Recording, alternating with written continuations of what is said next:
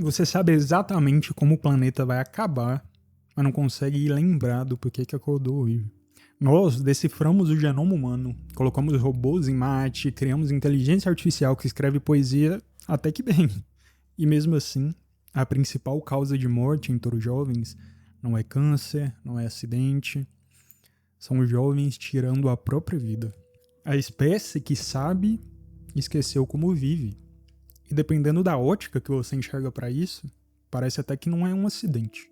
Nos próximos minutos eu quero te mostrar como a própria estrutura do pensamento que nos ensinou a ser inteligente nos programou para ser vazios. Que existe uma diferença gigantesca entre conhecimento e sabedoria. E se você não consegue diferenciar os dois, fica muito difícil. Em 1945, estourava a bomba atômica de Hiroshima. Oppenheimer, que era um físico brilhante, viu a explosão e no momento ele citou um texto indo-milenar. Agora me tornei a morte, o destruidor de mundos. Ele sabia como fazer a bomba, sabia a física, a matemática, a engenharia, tinha todo o conhecimento necessário, mas nunca soube se de fato deveria.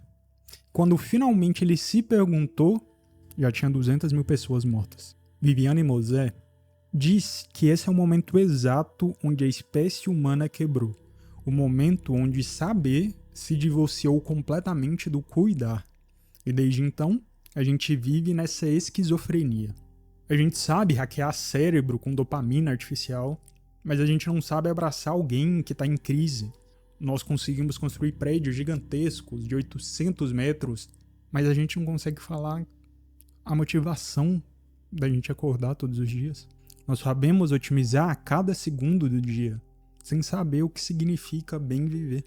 Mosé chama isso de crise da razão, mas mostra que não é qualquer razão, é um tipo específico. Uma razão que foi sequestrada, que foi transformada numa ferramenta de destruição disfarçada de progresso.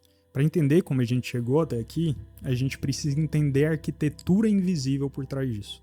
No século XVII, René Descartes teve uma visão. Ele decidiu que para conhecer o mundo de verdade, precisava dividir tudo em pedaços menores. Separar, isolar, medir. Corpo separado de mente. Razão separada de emoção.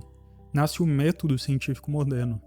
E com ele uma promessa sedutora. Se a gente dividisse tudo, o mundo em partes bem pequenas, se a gente conseguir medir, controlar, dominar, nós vamos ter o poder total sobre essa realidade.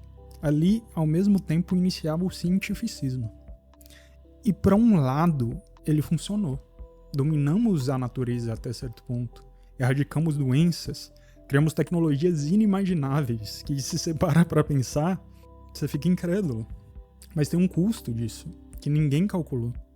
Porque se você divide tudo em partes muito pequenas, quando você fragmenta a realidade inteira, você perde essa capacidade de ver conexão, de ver o todo.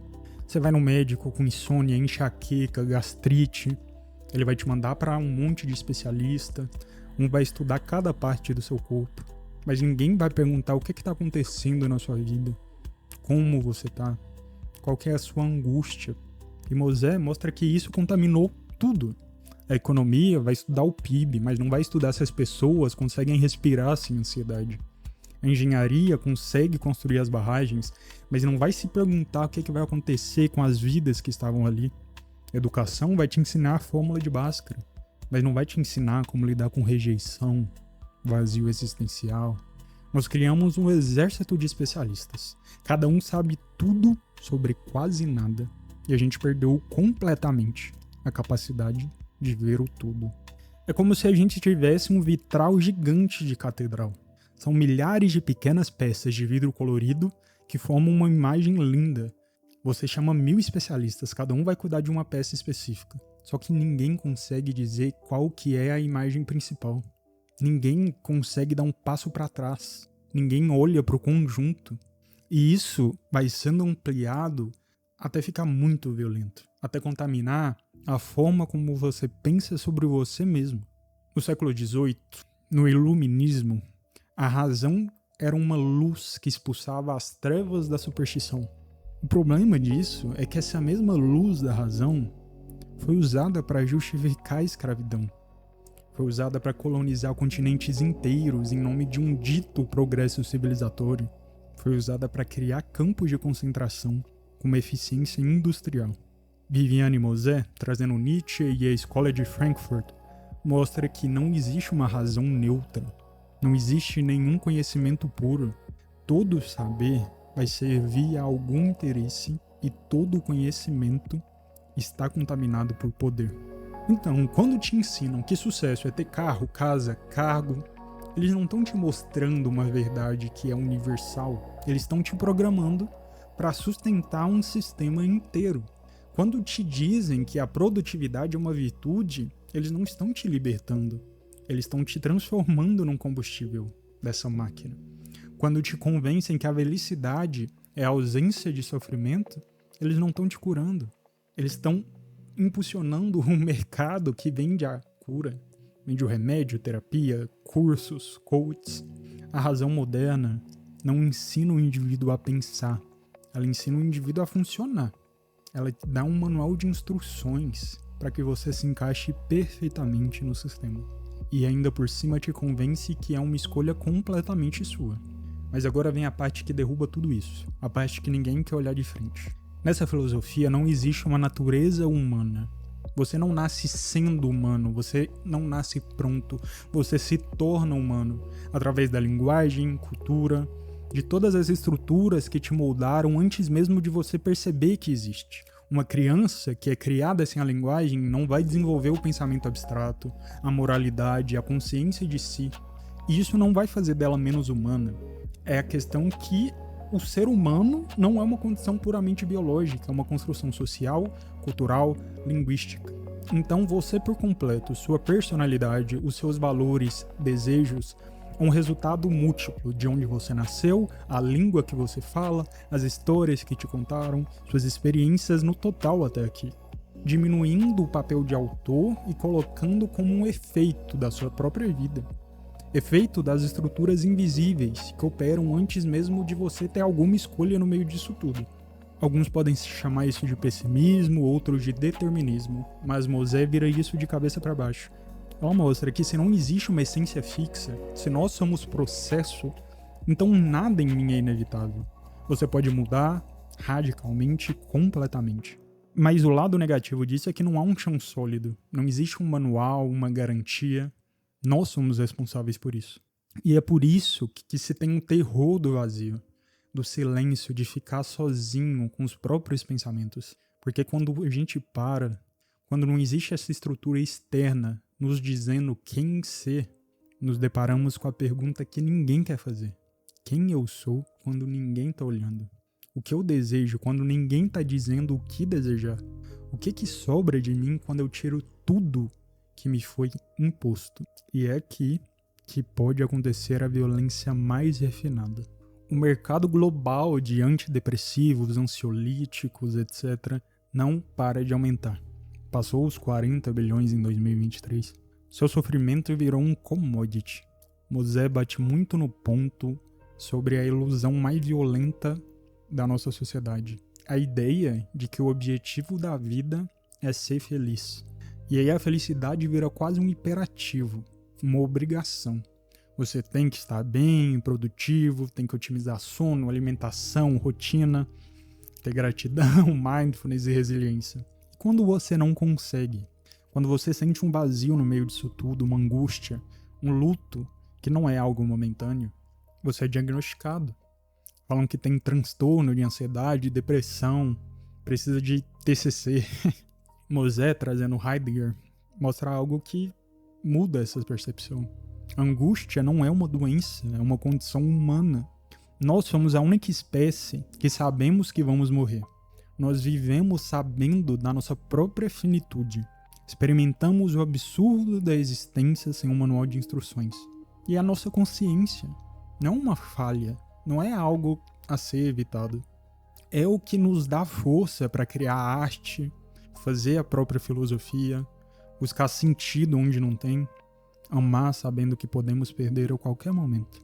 Mas se você patologiza isso, uma parte tão importante do ser humano, quando você começa a tratar toda a angústia como um sintoma, você violenta o ser humano em 3 áreas diferentes. A primeira é a deslegitimação das emoções fundamentais. Quando o luto vira uma depressão prolongada, o vazio vira uma falta de propósito e a solidão vira um problema de socialização e networking.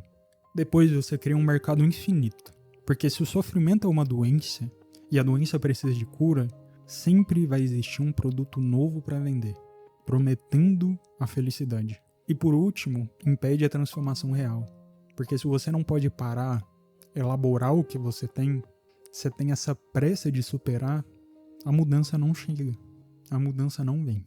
Então, essa exaustão total que nossa sociedade tem, não vem simplesmente do trabalhar demais, vem de negar toda essa dimensão trágica da própria existência, de tentar transformar a nossa vida em um jogo que sempre devemos ganhar, de recusar a morte, o luto, o vazio, como partes constitutivas de estarmos vivos. Imagina que vivemos em 2 prédios ao mesmo tempo. Um está desabando e o outro está sendo construído. Você não sabe onde vai estar quando a poeira de tudo baixar. O prédio que desaba é a carreira linear e aquele caminho clássico. Você estuda, forma, entra em um emprego, passa toda a vida na mesma empresa, se aposenta e morre. Autoridade centralizada, o professor sabe, o aluno escuta, o chefe manda e o funcionário obedece, o médico cura e o paciente aceita. Só tem uma verdade, um caminho, uma narrativa que vai organizar tudo. Do outro lado temos o prédio em construção. Carreira vai ser freelancer. Não existe uma autoridade porque qualquer um acaba viralizando com um vídeo de rede social. As verdades são múltiplas, conflitantes, coexistem no mesmo momento. E o ser humano? Ele tá no meio disso tudo. Seus pais querem que você se dê bem na vida, entre aspas, seja alguém. Mas você não sabe nem sequer o que alguém significa. A faculdade que te promete um emprego, você sabe que não garante mais nada. Seu chefe que te obriga a ir ao escritório, quando o seu trabalho poderia facilmente ser feito de outro lugar. Todo mundo no Instagram falando da própria rotina, disciplina e foco, sendo que a nossa mente está pulando de interesse em interesse. No livro, Mosé vai identificar 3 exaustões simultâneas. A primeira que é a exaustão ambiental, que é o nosso planeta literalmente queimando enquanto a gente está discutindo se aquecimento é real. A segunda é uma exaustão socioeconômica, que é esse burnout que está todo mundo passando, do trabalho que não acaba nunca, da desigualdade explosiva do nosso país. O terceiro vai ser da exaustão humana, uma epidemia de ansiedade, depressão, as pessoas tirando a própria vida. E essa solidão em massa, apesar de parecer que temos essa conexão infinita. E as 3 vão ter a mesma raiz. É o modelo de razão que trata tudo como um recurso a ser explorado. Trata a natureza, o tempo, o relacionamento e você como recurso. Se tudo que eu te falei até agora é verdade, se a razão foi sequestrada, o conhecimento sempre vai se ver um poder. Se o sofrimento hoje é produto, e se não existe uma essência fixa, quem se beneficia de nós não percebermos tudo isso? Quem, no final das contas, vai lucrar com você achando que o burnout é um problema seu de produtividade? Que a ansiedade é falta de terapia e medicação? Que a felicidade é uma meta e não uma construção? E que sucesso sempre vai ser algo material, como carro, cargo? Quem tá te vendendo a prometida cura? Quem vende Red Bull porque você não dorme? Quem vende terapia rápida e barata porque você não aguenta a realidade? Quem vende curso de produtividade porque você sente que não rende o suficiente? Quem vende auto-otimização infinita, enquanto as estruturas que estão quebrando o ser humano vão continuar intactas. Mosé não faz uma teoria conspiratória, ela faz a genealogia do poder.